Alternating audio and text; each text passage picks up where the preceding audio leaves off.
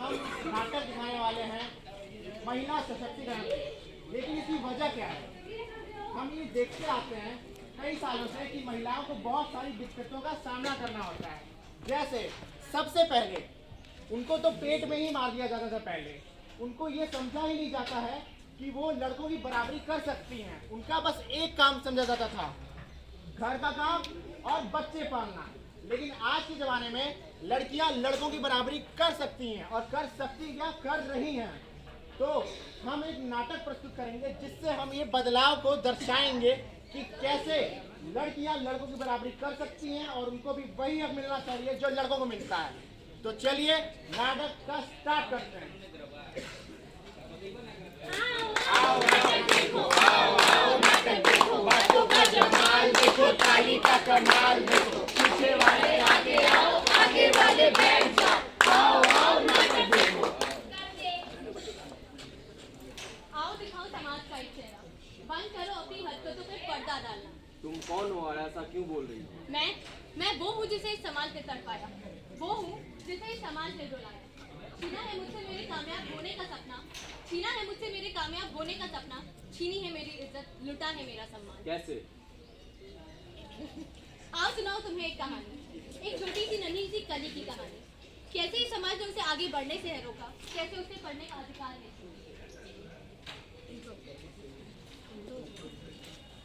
आइए इस नाटक के कुछ किरदार से आपको मिलवाते हैं। ये है मेन किरदार साक्षी, ये है उनकी माँ, ये है उनके पिताजी, ये उनकी भाई और ये गांव के कुछ अधिकारी, सचिव जी और ये मास्टर जी और ये दादी माँ, बाकी गांव वाले। अरे साक्षी कहाँ जा रही हो? तुमको पता नहीं क्या हमारे लड़की को पढ़ाते नहीं है? तुमसे एक बार कहा ना, चलो घर का काम करो।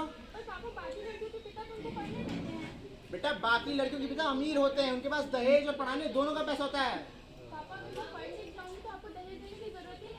वो तो ठीक है बेटा, लेकिन जब तू अगर पढ़ ली तो तू शहर जाएगी जहाँ तू बिगड़ जाएगी। वो मैं नहीं चाहता, समझ मेरी बात।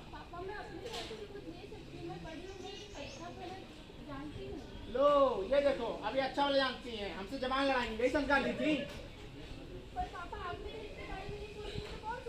बस एक बार कह दिया ना, चलो घर में।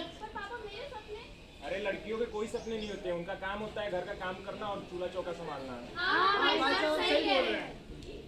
बहू बच्ची को अंदर लेकर जा, चूल्हा चौका करवा, पर लग गए छोरी के, छोरों के साथ पढ़ना है। देखा अपने समाज का असली चेहरा, कैसे तोड़े गए हैं उसके सपने, कैसे बांधी उसके पैरों में जंजीरें। आओ दिखाऊं कैसे। कैसे करोगे ये, कैसे कैसे बदलोगे सबकी सोच, कैसे दिखाओगे इस समाज को आईना, कैसे दिलाओगे हमें वो जिंदगी जिसके हम हैं हकदार, जिसका हमने देखा है सब। अब वक्त है दोस्तों इनकी लड़ाई लड़ने का, अपनी माओं और बहनों को इज्जत दिलाने का, ताकि कोई न कर पाए इनके सपनों का बहिष्कार और हमारी आगे वाली पीढ़ी पर आने पर वो हमें नाच। छोटी बच्ची और छोटे कलियां जो घुट घुट कर अब न जिएंगे संसार में।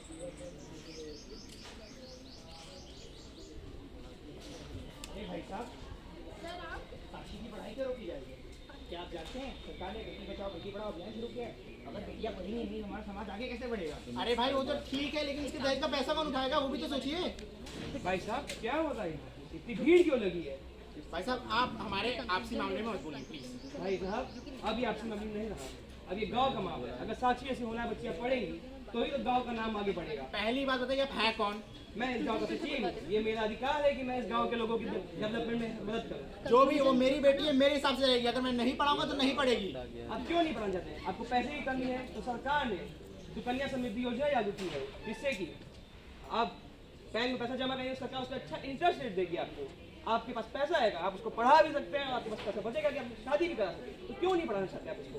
देखिए ये सब हमको नहीं सुनना, हमारी बेटी नहीं पढ़ेगी। इसको लग जाओ जाओ। हाँ मेरी बेटी पढ़ेगी, मैं अपनी बेटी को कमजोर नहीं होने दूंगी। बेटियां पढ़ेगी तभी देश का विकास होगा। हाँ साक्षी पढ़ेगी, हाँ साक्षी पढ़ेगी, हाँ साक्षी पढ़ेगी। ठीक ठीक ठीक।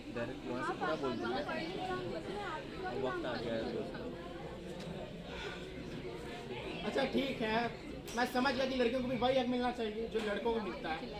तुम पढ़ सकती हो, जाओ। बहुत